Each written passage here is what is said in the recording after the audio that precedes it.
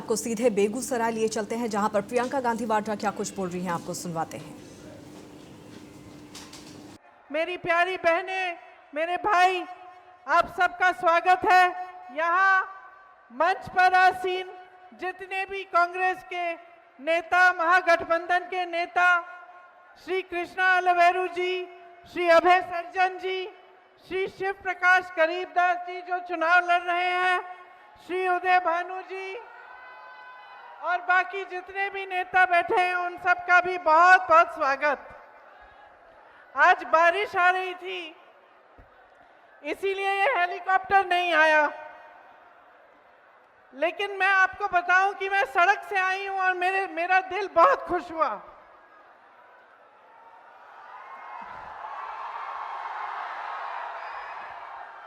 ये जो आपकी धरती है ना, बहुत ही सुंदर धरती है। गंगा मैया के साथ साथ सड़क थी, पवित्र धरती है। इसी धरती से महात्मा गांधी जी ने अपना सत्याग्रह शुरू किया अंग्रेजी साम्राज्य के खिलाफ। ये राजा जनक जी की तपोभूमि है, माता मंगला देवी की धरती है। राष्ट्र कवि श्री रामधारी सिंह दिनकर जी की धरती है। बिहार के केसरी बाबू श्री कृष्ण जी की धरती है। इस धरती को मेरा प्रणाम, मेरा नमन। भाई और बहनों, इस धरती जिसके बारे में हम बात कर रहे हैं, जिसके बारे में मैं आप सबके सामने ये भाषण देने जा रही हूं, इस धरती ने इस देश को बहुत कुछ दिया है। इस देश को आजादी दी है, इस देश को तरक्की दी, इस देश को बड़े बड़े अधिकारी दिए, बड़े बड़े नेता दिए, बड़े लेखक, बड़े कवि दिए। तो आज जो आपकी परिस्थितियां हैं, उसे देखकर हर देशवासी के दिल में ये बात आती है कि इतनी महान धरती है, इसका ठीक तरह से विकास क्यों नहीं हो रहा है? इसकी जनता को आगे बढ़ाने का काम क्यों नहीं हो रहा है? हमारी यहाँ पे जो बहनें बैठी हैं, इनको आगे बढ़ाने का काम क्यों नहीं हो रहा है? जो लड़ाई यहाँ से शुरू की गई, जो महात्मा गांधी जी ने शुरू की, वो हमारे संविधान की लड़ाई थी। आप सब जानते हैं कि इस संविधान ने आपको क्या दिया। कौन बताएगा क्या दिया संविधान ने? बताओ, क्या दिया? क्या दिया? आजादी दी? दी कि नहीं दी? दी। आत्मविश्वास दिया कि नहीं दिया? समान दृष्टि से बना ये संविधान, सबको अधिकार मिला। और सबसे बड़ा अधिकार क्या था? आपका वोट। ये आपका सबसे बड़ा अधिकार है जो आपके संविधान ने आपको दिया है, आपकी सबसे बड़ी शक्ति है। इसका मतलब ये है कि आप इस देश के नागरिक हो, और इस देश के नागरिक होने के तौर पे उसके आधार पर सभी स्कीमें आपको मिलती हैं। सारी सरकारी स्कीमें, सारी सरकारी मदद, सबका आधार यही है कि आप वोट देते हो, आप इस देश के नागरिक हो। इसी को कमजोर करने का काम नरेंद्र मोदी जी और भाजपा की सरकार ने किया है। 20 सालों से एनडीए की सरकार चली है बिहार में।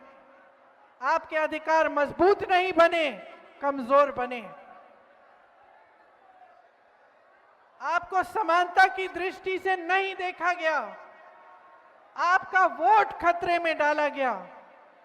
बांटने की राजनीति की, ताकि मजहब में बैर हो, ताकि जातियों में बैर हो, इसकी राजनीति की, एक झूठा राष्ट्रवाद पूरे देश भर में और यहां पर भी उन्होंने आपको दिखाया। आपका ध्यान भटकाने के लिए कभी कोई मुद्दा उठाया, कभी कोई और मुद्दा उठाया। अभी हाल ही में एसआईआर करवाया जिससे 65 लाख वोट काटे गए हैं आपके। तो जब आपके 65 लाख वोट कटते हैं तो इसका मतलब क्या है आपके लिए? कि आपके अधिकार कट रहे हैं, आपको कमजोर बनाया जा रहा है। जितनी भी स्कीमें हैं, जितनी भी सरकारी स्कीम आपको मिलती हैं, जितनी भी सरकारी फायदे आपको मिलते हैं सरकारी, वो सब कमजोर बन जाएंगे। तो आपको समझना बहुत जरूरी है कि ये जो एसआईआर है जिससे आपके वोट काटे गए हैं, इससे आपके रोज के जीवन पर क्या असर पड़ेगा। आपके रोज के जीवन में कई ऐसी चीजें हैं जो स्कीम द्वारा आपको मिलती हैं, जो सरकार द्वारा मिलती हैं, उन सब को कमजोर किया जाने का काम है ये। उन सब को आस्ते आस्ते आपके पास पहुंचाने से रोकने का काम है। जब ये बड़े बड़े नेता दिल्ली से आते हैं तो आप यहाँ बड़े बड़े मंचों में भाजपा के जो नेता हैं, उनके मंत्री, मुख्यमंत्री, अलग अलग प्रदेशों के उनके गृह मंत्री, प्रधानमंत्री जी तो क्या बातें करते हैं? कोई बताएगा मुझे क्या बातें करते हैं?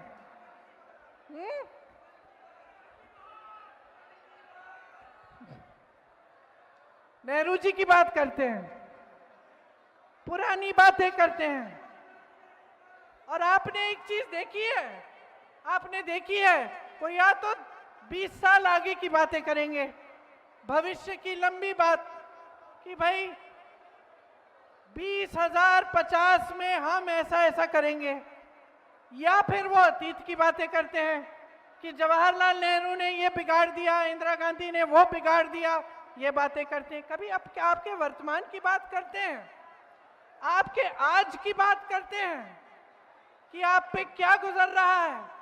कभी आपसे पूछते हैं कि इस महंगाई के जमाने में आप कैसा गुजारा कर रहे हो, कैसे गुजारा कर रहे हो, पूछते हैं आपसे। अभी दिवाली हुई थी, छठ हुआ, किसी ने आपसे पूछा कि इस महंगाई के जमाने में आप त्योहार कैसे मना रहे हो, क्या सुविधाएं हैं आपके पास? दुकान जाते हो कुछ खरीद नहीं पाते हो, बिहार में नौकरियां नहीं मिलती, रोजगार नहीं मिलता। हाथ ऊपर करके बताओ कितनों को यहां पे रोजगार मिलता है? हाथ ऊपर करके बताओ मुझे। नहीं मिलता ना? देश भर में पलायन करना पड़ता है। मैंने केरल से लेकर कश्मीर तक देखा है कि बिहार से पलायन करके लोग जा रहे हैं।